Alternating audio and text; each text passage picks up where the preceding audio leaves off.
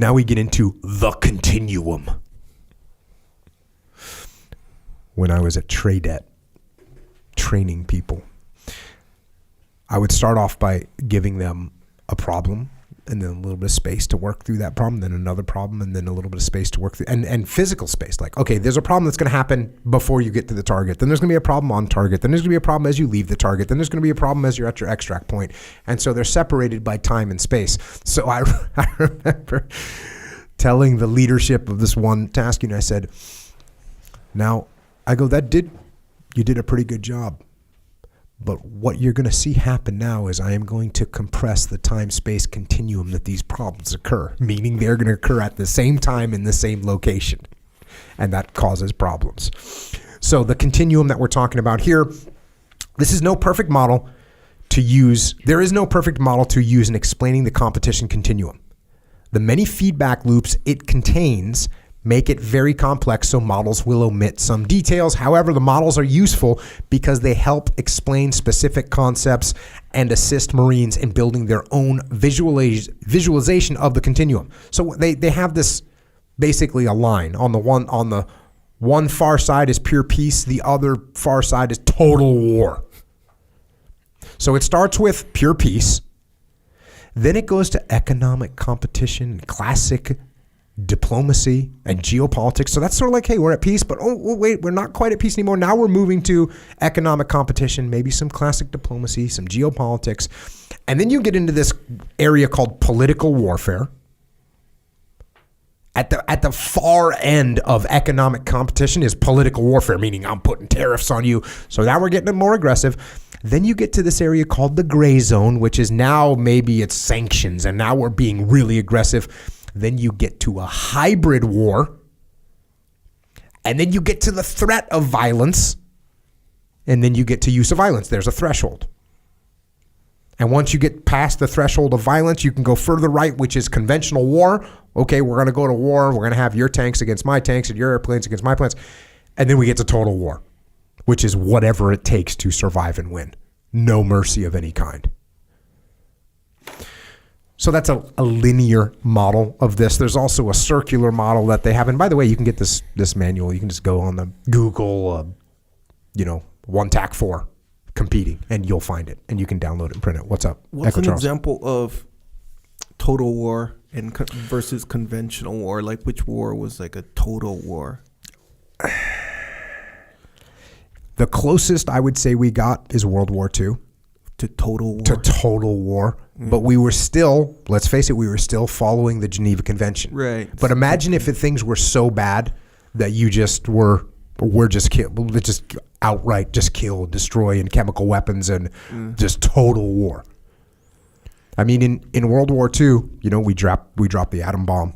Yeah. That's freaking, straight up. That's just total war, right? You're killing everyone. Yeah. We firebombed Dresden, 250,000 civilians, or 250,000 people, many civilians dead, an entire city destroyed. Go Google Dresden before and after. Mm.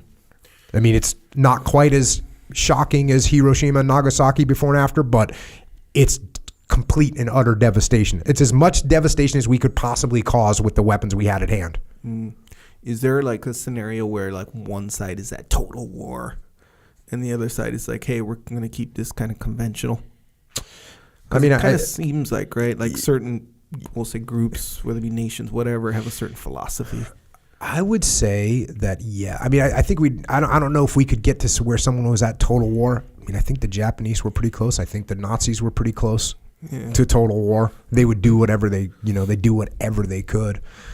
But even they had limits. Yeah. But I mean, let's face it, they were close. They were close. I mean, Japan was doing their best to develop chemical and biological weapons that they could use. That they were on that path, and if they had gotten them, you think they would have done it? I'm going to say affirmative. So they might have been at total war. You can maybe look at some of these non-state actors, right?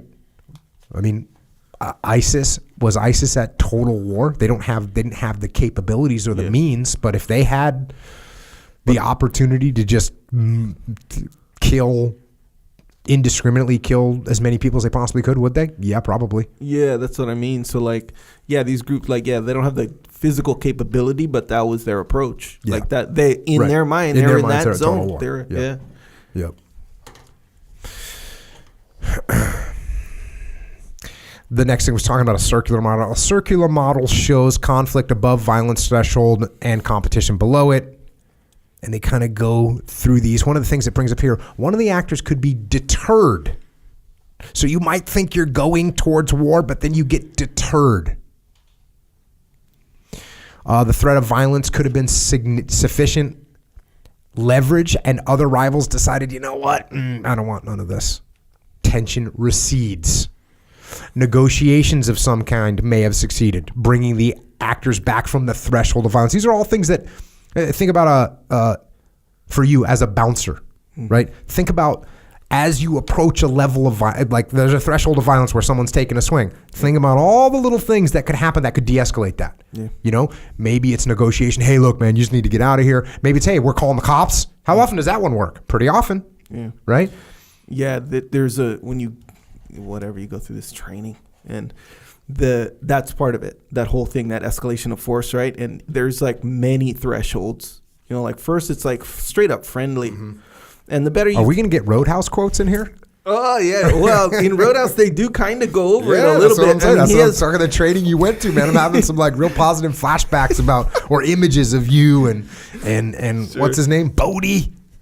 No, Dalton. Bodie's from Point Break. Yeah, sorry. Which I respect, by the way. Yeah. So, yeah, well, in a way, yeah, because, okay, so Dalton, that wasn't really a training, that was more of a lecture, and that was a very specific philosophy, which was cool. I dig it or whatever. Oh, so there's different philosophies in the continuum of violence.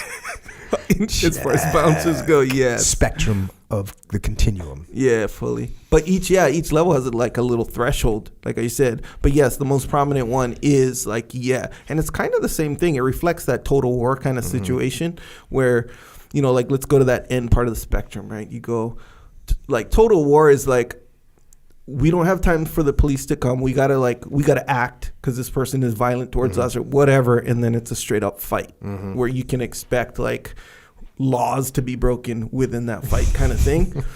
And then there's like one before where it's like, okay, we gotta like put our hands on him. We gotta whether it be restrain him or whatever. But we're not trying to be violent towards this person. We have to use what they used to call it the minimum force necessary. Do we still? I use that term all the time. Yeah.